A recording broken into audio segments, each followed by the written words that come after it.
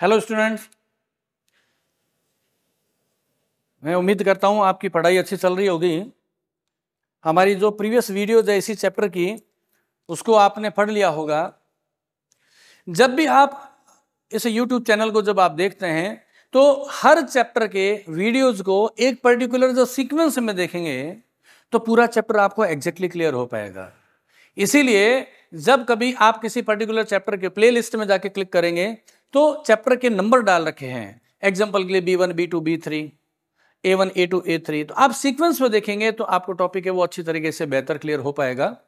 आज जो हमारा जो टॉपिक शुरू होने वाला है, इस टॉपिक का नाम है हीमोफीलिया। एक डिजीज है, आपने नाम सुना हुआ है हीमोफीलिया। पहले हम टाइटल लिखते हैं, उसके बाद में इसका डिस्कशन करते हैं कि हीमोफीलिया क्या होती है और ये बीमारी कैसे होती है, और थोड़ा सा इसके हिस्ट्री के बारे में भी हम समझेंगे। तो यहाँ पे सबसे पहले हम टाइटल लिख देते हैं हीमोफीलिया। ये है एक डिजीज जिसका नाम रखा गया है हीमो और फिलिया। हीमोफीलिया वर्ड रखा गया है। ओके, तो देखिए नाम को खुद से पता चल रहा है, HAEM। हीम वर्ड आते ही हम समझ जाते हैं ब्लड के रिलेटेड कोई डिस्कशन हो रहा है। कुछ ऐसे वर्ड्स होते हैं जो टेक्निकली होती हैं, उनको समझने की जरूरत है। हीम, HAEM, हीम आते ही हम समझ जाते हैं ब्लड है। कार्डियक वर्ड आती है हम समझते हैं हार्ट है। रीनल वर्ड काम में लेते ही हम उसको किडनी से कोरिलेट कर लेते हैं। पल्मोनरी वर्ड काम में लेते हैं तो हम उसको रेस्पिरेटरी सिस्टम से कनेक्ट कर लेते हैं।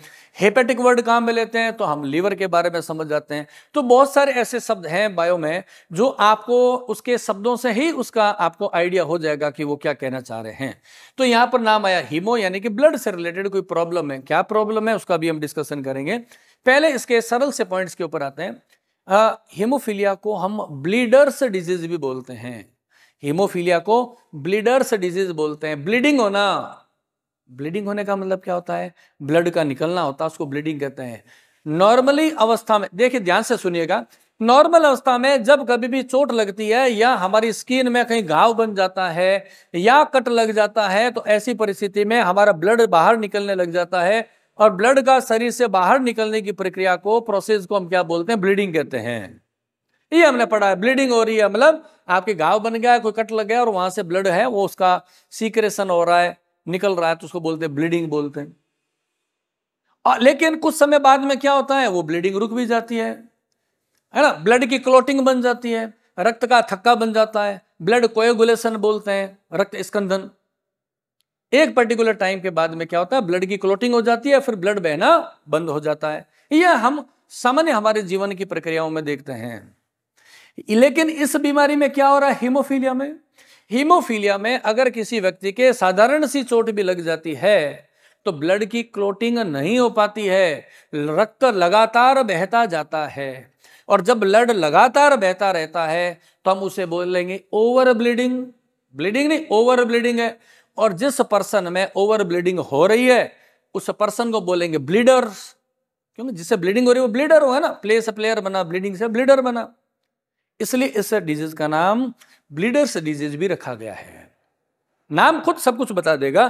तो यहां पे अपने नाम लिख देते हैं। यहां पे इसका एक कॉमन नेम क्या है? इसे हम क्या बोलते हैं? ब्लीडर्स डिजीज भी बोलते हैं। ब्लीडर्स डिजीज, ब्लीडर्स डिजीज क्यों कहते हैं? तो हमने अभी आपको बताया, इसमें क्या होता है? ओवर ब्लीडिंग होना शुरू हो जाती है, बहुत ज्यादा ब्लड निकलने लगता है, यानी कि ब्लड की जो क्लोटिंग का जो टाइम लगता है नॉर्मल प्रक्रिया में, रक्त के स्कंदन में जो टाइम लगता है वो फेल हो गया, है ना। तो इसका नाम रखे हमने ब्लीडर्स डिजीज बोलते हैं। साधारण सी चोट में रक्त लगातार बहता रहता है। अब बात तो हम ये डिस्कशन करेंगे कि ऐसी क्या प्रॉब्लम हो गई जिसकी वजह से ब्लड की क्लोटिंग होनी बंद हो गई है ना। एक और पहले इसका नाम है, फिर हमने बात करेंगे ब्लीडिंग के बारे में। इसे रॉयल डिजीज भी बोलते हैं। इस बीमारी का नाम क्या रखा गया है? कॉमन नेम है रॉयल डिजीज कहते हैं। राजा महाराजाओं वाला रोग है।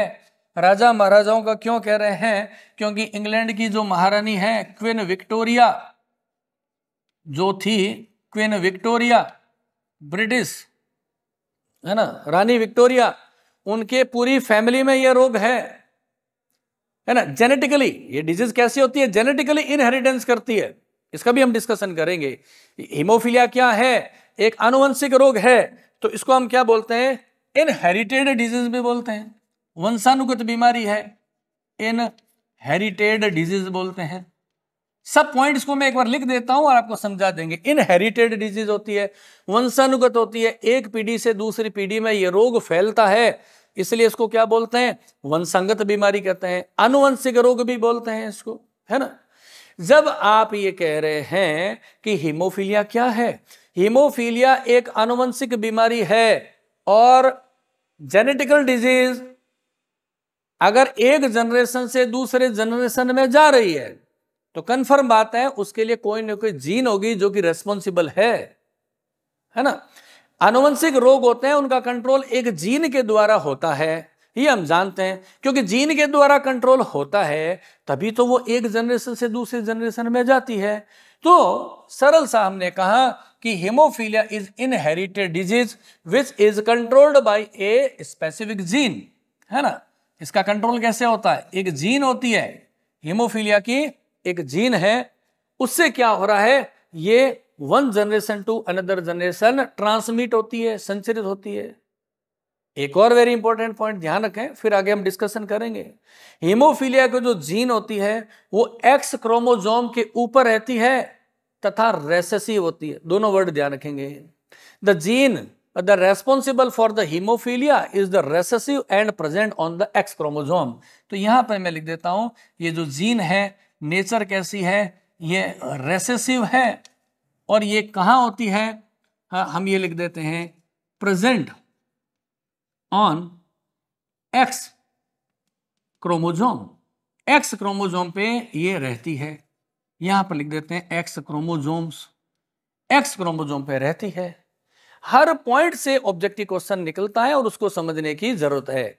एक बार दोबारा और डिस्कशन करते हैं। हमने कहा haemophilia is a inherited disease, genetical disease है, वंशानुगत बीमारी है, आनुवंशिक रोग है। अभी इनहेरिटेड है, जेनेटिकल डिजीज है, क्यों कहते हैं? क्योंकि दिस डिजीज इज क्रिएटेड, है ना, is developed by a particular gene. This gene is responsible for this disease. और ये जीन कैसी होती है? रेसेसिव होती है और एक्स क्रोमोसोम के ऊपर होती है। बहुत सारे बातें आएंगी इसमें पॉइंट में। ये जीन रेसेसिव है, अप्रभावी जीन है, अप्रभावी जीन। आपने मेंडलिज्म में हमारी वीडियो में पढ़ा है कि जो अप्रभावी जीन होती है वह हमेशा समयुग्मनजी अवस्था में ही अपना प्रभाव दिखाती है, विषम युग्मनजी अवस्था में अपना प्रभाव नहीं दिखाती है। इसे आपको क्लियर कर देंगे।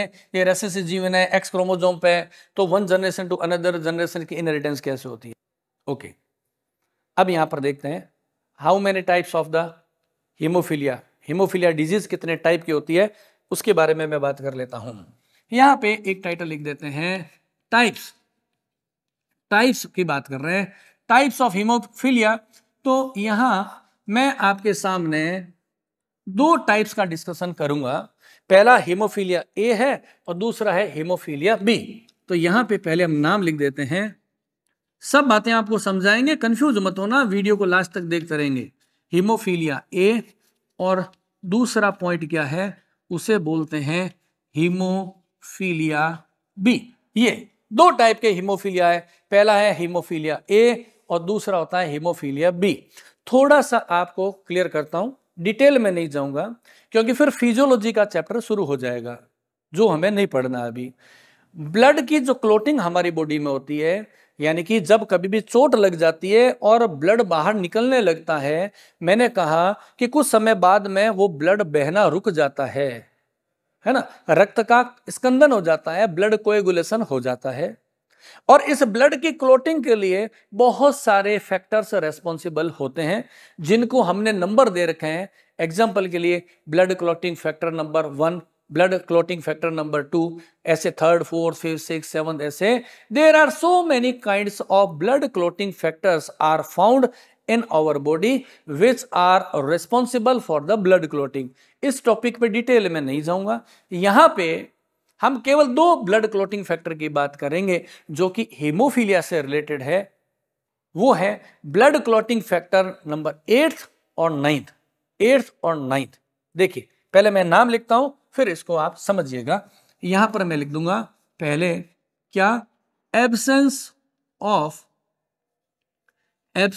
Of blood clotting, absence of blood clotting factor number 8, okay. और इसका नाम क्या है, इसको बोलते हैं एंटी हीमोफिलिक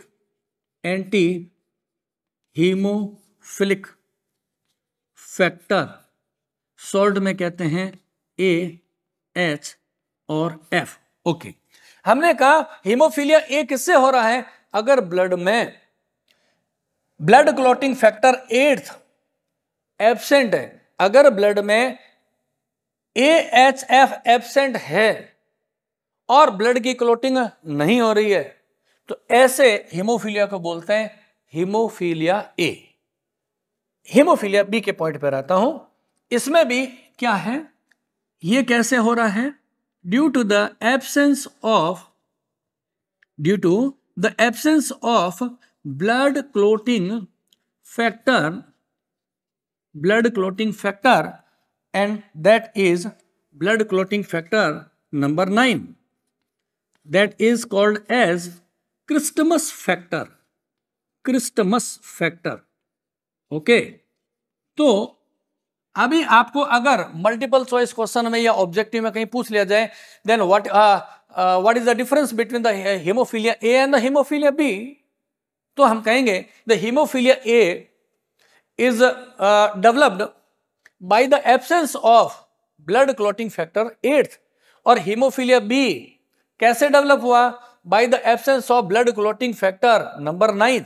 अगर किसी पर्सन के ब्लड में 8th number blood clotting factor नहीं होगा तो उसमें ब्लड की क्लोटिंग नहीं होगी, ऐसी कंडीशन में हीमोफीलिया को बोलते हैं हीमोफीलिया ए। और अगर किसी पर्सन के ब्लड में ब्लड क्लोटिंग फैक्टर 9th नहीं होगा, जिसको कि हम बोलते हैं Christmas factor, in that condition such kind of haemophilia is called as haemophilia B. यहां पर मैं इनके नाम को और बात कर लेता हूं।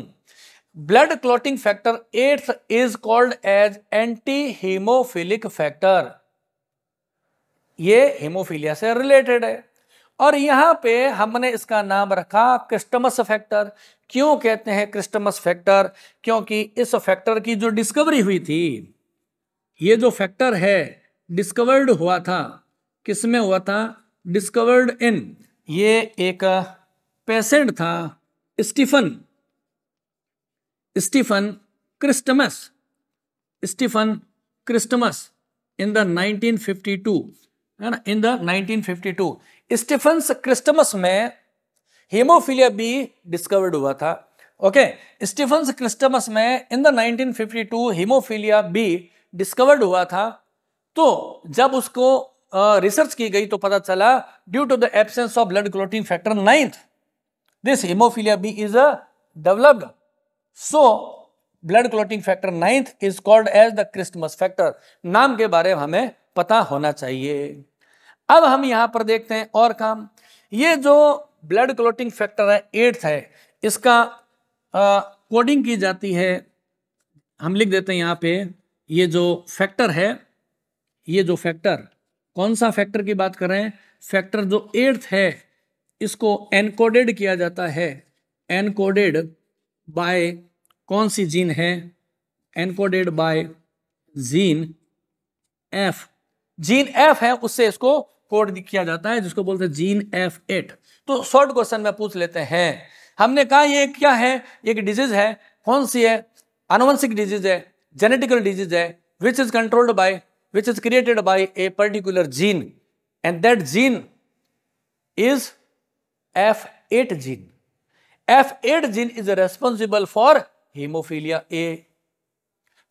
इसीलिए हमने लिखा है तो factor 8, the blood clotting factor 8 is encoded by the gene F8।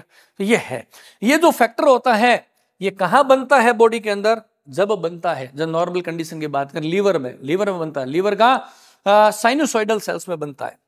तो यहां पर मैं लिख देता हूं, एक पॉइंट डाल देते हैं, ये जो ब्लड क्लॉटिंग फैक्टर है synthesised synthesised in the liver, ये ब्लड क्लॉटिंग फैक्टर है, कहाँ सिंथेसाइज होता है? लीवर में। और एग्जैक्टली कौन? तो livers sinusoidal cells, sinusoidal cells, ये जो लीवर की साइनोसॉइडल सेल्स होती है, इसमें ये जो ब्लड क्लॉटिंग फैक्टर है उसका सिंथेसिस होता है। जो नॉर्मल परिस्थिति की बात कर रहा हूं, जब बीमारी नहीं होती है तो ये जो लीवर की साइनोसॉइडल सेल्स होती है, इसमें ये ब्लड क्लॉटिंग फैक्टर बनता है तो व्यक्ति नॉर्मल बनता है। और F8 जीन के इफेक्ट से क्या होगा? ये जीन है F8, इसकी प्रेजेंस से फिर साइनोसॉइडल सेल्स है, इस ब्लड क्लॉटिंग फैक्टर को नहीं बनाएगी तो हीमोफीलिया ए हो जाएगा। ये हमने बात की, ठीक है।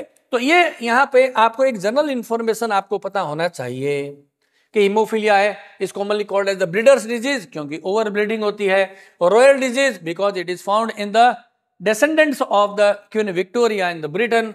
It is called as the inherited disease because it is transmitted from one generation to another generation by a gene.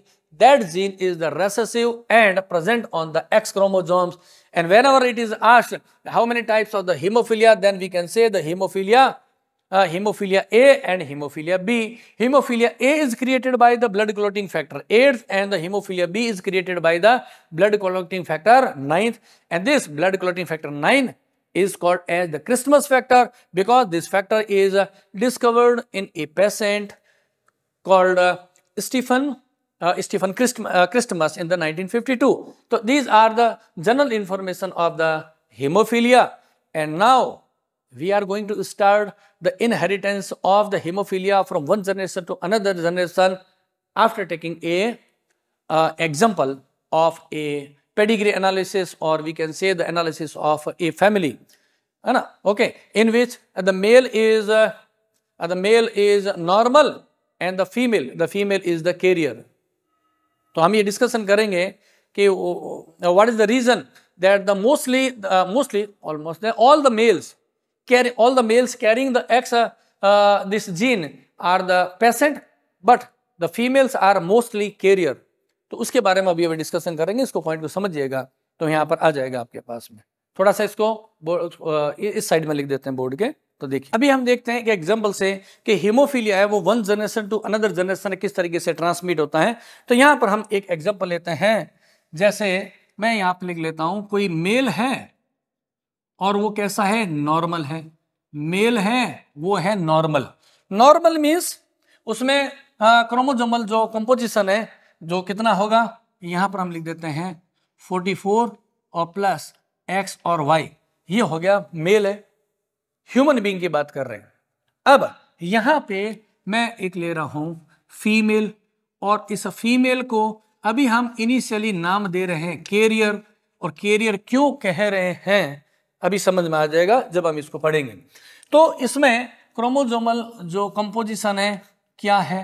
44 plus X और X है, और इसके ये जो X है उसके ऊपर एक जीन है, हीमोफीलिया की जीन प्रेजेंट है। इसके ऊपर हीमोफीलिया की जीन प्रेजेंट है।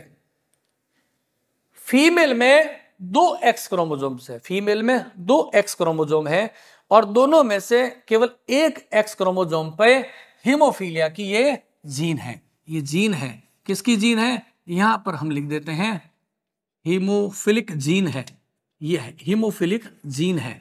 और जब एक क्रोमोसोम पे ये जीन है तो इस फीमेल में ये डिजीज नहीं बन रही है, इसलिए हम किसको क्या बोल रहे हैं? कैरियर कह रहे हैं, क्योंकि ये फीमेल है, हीमोफीलिया की जीन को कैरी करके तो रखी है लेकिन डिजीज जनरेट नहीं कर रही है। इसलिए हमने क्या कहा कि ये जो हीमोफीलिया की जीन है वो कैसी है?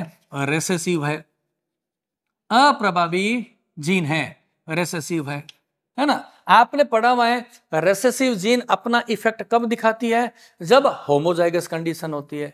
अगर फीमेल के दोनों X क्रोमोसोम पे ये जीन आए तो ही फीमेल है वह पेशेंट हो सकती है, अदरवाइज ये क्या है? कैरियर बन के रहेगी, क्योंकि जीन क्या होती है? रेसेसिव। मेल की बात करते हैं, मेल में एक ही X क्रोमोसोम है। अगर मेल के एक X क्रोमोसोम पर ही अगर ये जीन आ गई तो वो रोगी हो जाएगा। अभी हम इसके इनहेरिटेंस को समझते हैं। देखिए ये जो मेल है इस मेल से हम देखते हैं स्पर्म कितने टाइप के बन रहे हैं। इस मेल से स्पर्म्स कितने बनेंगे, गैमेटोजेनेसिस होगा, स्पर्म बनेंगे and all the sperms receive half of the chromosomes. तो यहाँ पे 44 है, तो यहाँ पे मैं लिख देता हूं 22 और ये हो गया 22 प्लस प्लस एक्स और वाई। एक स्पर्म में एक्स चला जाएगा, दूसरे में वाई चला जाएगा। और ये क्या है, ये है स्पर्म्स है। ये क्या है, ये है स्पर्म्स है। There are two kinds of sperms are produced by a normal male. Again आते हैं नेक्स्ट पॉइंट पे। ये जो फीमेल है, इस फीमेल्स में देखते हैं एग्स कितने टाइप के बनेंगे। एग्स की बात कर रहे हो आप। Again all the eggs receive half of the chromosome, then 44 को कर दिया आपने half, 22 and 22 plus 2 X chromosome है, एक में आ गया ये वाला एक्स, ये आ गया दूसरे में एक्स आ गया। और आपने देखा अभी ये वाला जो एक्स क्रोमोसोम है इसके ऊपर हीमोफीलिया की जीन है, इस वाले पे हीमोफीलिया की जीन नहीं है। एक्स हो गए, दो तरीके के हो गए। अब ये वाले जो स्पर्म है इन एग्स को करेंगे फर्टिलाइज, तो कितने टाइप के ऑफ स्प्रिंग से जनरेट होंगे, ये एक टेबल बनाएंगे तो आपको इजीली समझ में आ जाएगा बिना किसी कंफ्यूजन के। ठीक है, तो यहां पर देखें, अगर ये स्पर्म इस एग को फर्टिलाइज करता है, ठीक है ना, टेबल की तरफ फोकस कीजिएगा, ये वाला स्पर्म इस एग को फर्टिलाइज करता है, इन दोनों को आप क्या करें, मिक्स कर दें, फर्टिलाइज कर दें। 22 number of chromosomes will be 44 plus ये एक्स और ये एक्स, इन दोनों को मिला दिया आपने एक्स और एक्स, और इन दोनों को मिलाया एक्स और एक्स को, तो यहां पे एक एक्स के ऊपर क्या आ गई है, हीमोफीलिया की जीन। नेक्स्ट, इस वाले को 22 को इस स्पर्म का, इस ओवम का फर्टिलाइजेशन करेंगे, 22 एंड 22 कितना हो जाएगा 44 प्लस ये वाला है x और ये वाला x, इन दोनों को हमने मिक्स कर दिया, तो इस x पर भी जीन नहीं है, इस x पर भी हीमोफीलिया की जीन नहीं है, ये हो गया कंपोजिशन। नेक्स्ट की बात कर रहे हैं, इन दोनों को मिलाएं 22 समझिएगा, जल्दबाजी करने की जरूरत नहीं है, और इन दोनों को मिलाओ x और y, ये x और ये y, और हीमोफीलिया की जीन कहां पर है, इसमें यहां प्रेजेंट है। और नेक्स्ट जनरेशन में देखें, ये स्पर्म इसको फर्टिलाइज करेगा तो बन गया 44, ये y और ये x है, ये बन गया x और y, इस x के ऊपर भी ये जीन नहीं है तो हमने यहां पर नहीं बनाया। There are 4 kinds of progeny develops in the next generation. तो हीमोफीलिया का क्या होगा, पहले से ही आपको बता देते हैं, यहां पे मैं थोड़ा सा क्लेरिफाई कर देता हूं, एक्सप्लेनेशन के रूप में हम इसको एक्सप्लेन कर देते हैं, इसको एक्सप्लेनेशन है ना। एक्सप्लेनेशन क्या कहता है, एक्सप्लेनेशन ये कहता है क्या, कि ये जो एक्स जो है, ये जो जीन है हीमोफीलिया की, ये होती है रेसेसिव है, अंडरस्टूड बात है, रेसेसिव है तो ये अपना इफेक्ट कब दिखाएगी, होमोजाइगस कंडीशन में। तो यहां पे हम लिख देते हैं होमोजाइगस, ताकि आप कॉन्सेप्ट को समझ सकें, समयुग्मनजी अवस्था।